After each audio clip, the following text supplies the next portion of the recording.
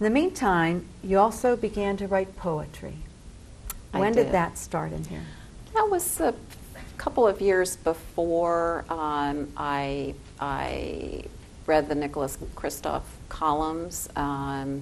Again, my I guess sort of muse and friend had made a comment about something and said, you could write some poetry about that. And I thought, poetry? I haven't written any poetry. I can't write a poem. But I sat down a few days later and I did, and it really gave me an opportunity to write some things about issues that were both personal and that were really very deeply embedded in my professional life. So, for example, I went to an adolescent health conference in Las Vegas, Nevada, a couple of years ago, and that experience inspired me to write a poem that brought together both some personal issues and some professional concerns. And so one of the things that I'm doing, in addition to some of my more customary or traditional activities in relation to sexual exploitation and trafficking, like researching laws and presenting formal papers and writing articles for professional journals, is to work on a series of poems and drawings that I hope will somehow be able to communicate with an audience that might not be as interested in reading a treaty or a UN convention, but would nonetheless care about these issues. This one more evidence of her strong advocacy for another group of youth that we might not have paid attention to, and I consider this her poetry phase that she has gone through. And I think you can see that from her dancing, the shy young girl who could express herself on a stage in front of everybody, but was too shy to express herself in other ways when she was very young, and then putting the pieces together as a new lawyer and going on as a lawyer working in our health, in the juvenile justice system, and now tackling this by writing poetry that would move us or anybody else who would read it, so that we will then pick up the cause, I think, and relate to young women whom we may really, really not even notice if we weren't noticing. And this isn't just here in the U.S. You're looking at it globally, right, all over the world. Although I think there's been more of a tendency to recognize that it's a problem somewhere else than to recognize that it's a problem right here down the street. That's a very, very Amsterdam Avenue in New York City, and Carborough and Chapel Hill, and it's not just a problem in Cambodia and Thailand and Brazil and Eastern Europe. It's a problem right here in the United States, and so that's one of the things that I hope to contribute to, is an understanding of that reality, which is very tempting to deny and look away from. That is true. So this sort of leads us up to today, just about. Right. And I want to open it up to everybody, but before that, is there any words of wisdom that would you give to our newest, youngest members, some of whom are sitting here? It's funny, the house staff, and when we have grand rounds, our house staff sit in the back at all times, right up there, and everybody else is down. And I know many of our young members are back there, up in the back. Are there any words of wisdom that you would give to our younger members as well as to our more senior members about your life and your work here? I think there are a few things I'd like to say. The first thing I'd like to say is a big thank you to Sam.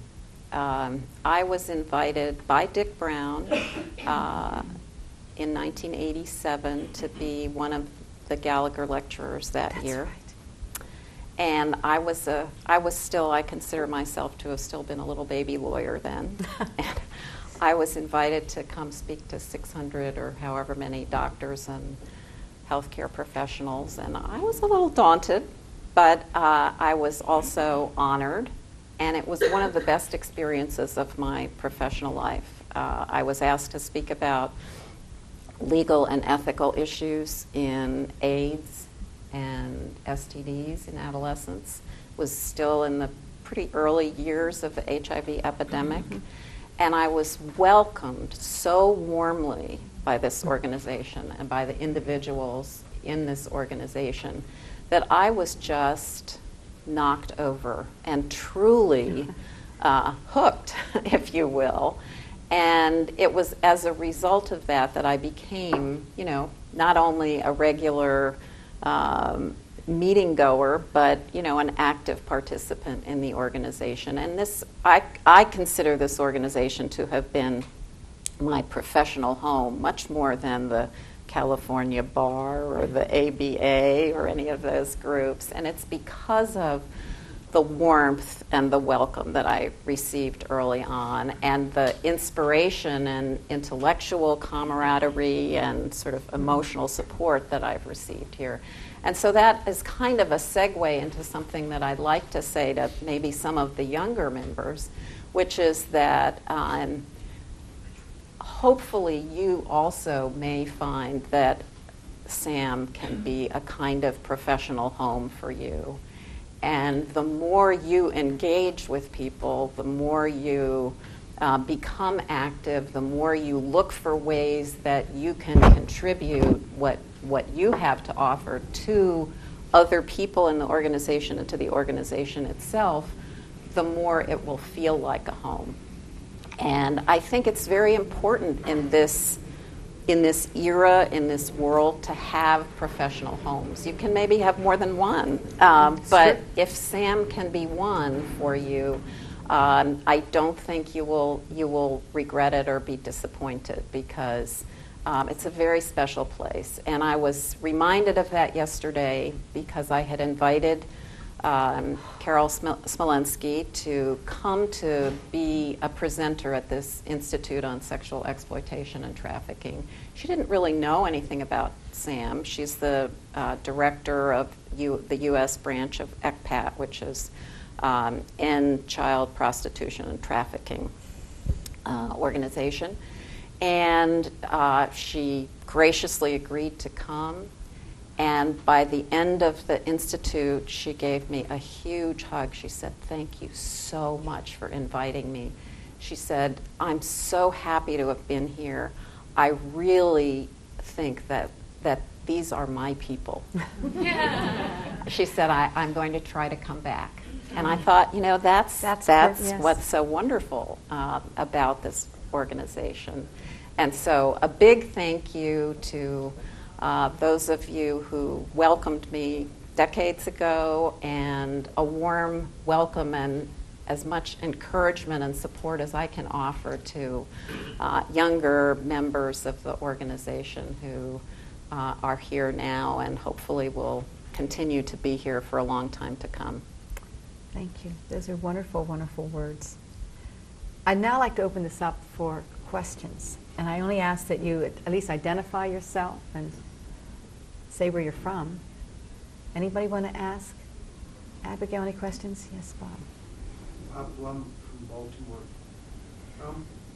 There are many people, some of whom are children's rights lawyers, who say that due process, in fact, has undermined children's well-being, and that it's a good idea that's gone bad. Can you comment? Can you sort of repeat the question? The question is that there are some children's rights lawyers and advocates who think that although due process may have been a good idea to begin with, it's a good idea that's gone bad and may actually be undermining the well-being of children. And I think that there is a kernel of truth to that, in the sense that the more elaborate due process procedures that have been put in place to protect children's rights have not been accompanied by a corresponding intensity of commitment to provide young people with the services they need, with the supports that they need. And so what we sometimes see is a kind of rote adherence to some procedural protections without the really enriched nurturing and support that young people need. So in that sense, I think there's a kernel of truth to it. I would not abandon due process, but I think due process needs to be accompanied by much more than kind of procedural protection of young people's rights. Back there now. Back there. Oh. How was it? I mean, you've seen an amazing life unfold, professional life unfold, but being the only lawyer in an organization that is predominantly physicians or medical providers, I wanted you to comment a little bit on being the lone lawyer in this organization. Because I think so each one of us identify with some loneliness that we might feel in this organization, and what are the steps you would advise to overcome this kind of thing? That's a very interesting question. As the almost lone lawyer in this organization, how does that feel? And what might I say to anyone who might feel a certain kind of loneliness in the organization or in professional life in general? First of all, I'd like to acknowledge that I am not really the only lawyer, but the other lawyers who are members of SAHM, Rebecca Gudeman, Amy Campbell, are not frequently able to attend meetings, but participate sometimes on the listserv and are very dedicated to adolescent health issues. I think that it's a kind of...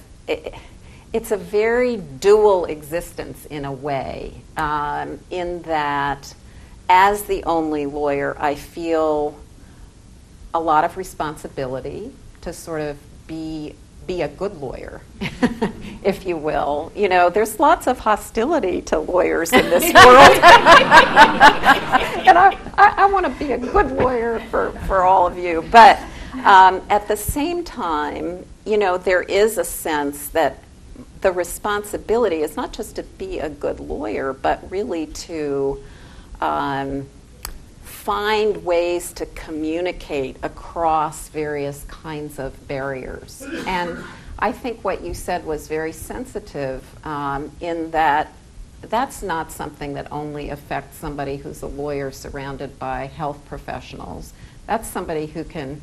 That's something that can affect any of us. I mean, I sometimes go to meetings of other lawyers and feel a sense of loneliness or isolation, that I'm not understood or that I don't understand them. And so always looking for what is the common ground, what is the basis on which you can connect with people to overcome that sense of isolation, I think is important. And sometimes it's easier than others. But I think remembering that when we as individuals feel isolated, we're probably not the only ones who do. And so there's actually a kind of community in that, of knowing that we're not alone.